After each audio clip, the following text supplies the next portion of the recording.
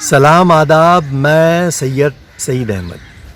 दोस्तों, हर किसी को अपनी ज़ुबान पर गर्व होना चाहिए। माँ की ज़ुबान से हम दुनिया की हर ज़ुबान सीख सकते हैं। इसलिए अपनी मादरी ज़ुबान को, जो भी आपकी मातृभाषा है, कन्नड़ा हो, मराठी हो, सिंधी हो, गुजराती हो, हिंदी हो, उर्दू हो, क्योंकि इंसान ख्वाब अपनी मादरी ज़ुबान में देखता है, किसी और ज़ुबान में नहीं आते, और जो ख्वाब देखते हैं वो पूरे होते हैं। अगर हमें अपनी कौम की तारीख जानना है तो मादरी ज़ुबान को नहीं कटवाना है। उसी के ज़रिए हम बहुत कुछ सीख सकते हैं।